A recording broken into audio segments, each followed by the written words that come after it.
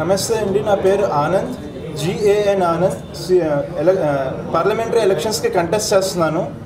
నా సింబల్ వచ్చి election symbol cricket bat అండి, సీరియల్ నెంబర్ 20. సో ఈసారి నా భావాన్ని అందరికీ వ్యక్తపరచడానికి ప్రెస్ క్లబ్కి రావడం జరిగింది. ఇందులో నేను 2 కీ పాయింట్స్ క్లియర్గా మాట్లాడబోతున్నాను. రిజర్వేషన్స్ గురించి, జాబ్ రిజర్వేషన్స్ గురించి, నెక్స్ట్ టర్న్ ఓటింగ్ ప్రాసెస్ గురించి నేను క్లియర్గా మీకు చెప్పబోతున్నాను sir.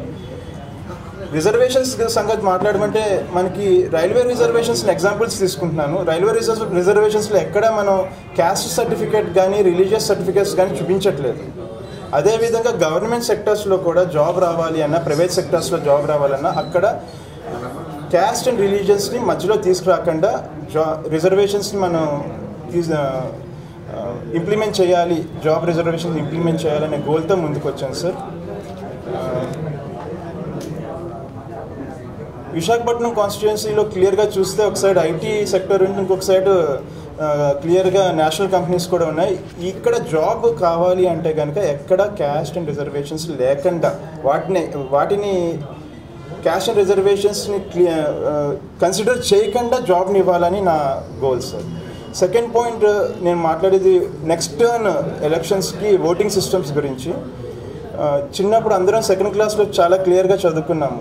Of the people, for the people, by the people అని 3 బేసిక్ ప్రిన్సిపల్స్ ఆఫ్ గవర్నమెంట్ ఉండేది.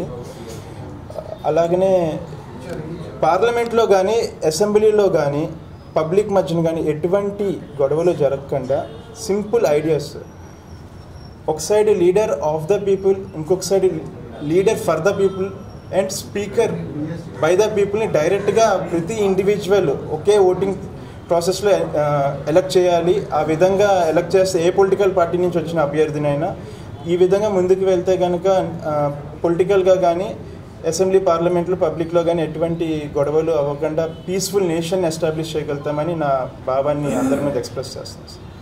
అండ్ ట్యాక్సేషన్ సిస్టమ్ మీద కూడా చాలా క్లియర్గా స్టడీ చేస్తూ వచ్చామండి మేము. అక్కడ basic needs, food, shelter, clothing, health, wealth, happiness పైన క్లియర్గా మనం ట్యాక్సేషన్ని రివిజన్ చేద్దాం. రివిజన్ చేసి క్లియర్గా అది ఫార్వర్డ్ అవడానికి ప్రయత్నిస్తాను సార్ నేను.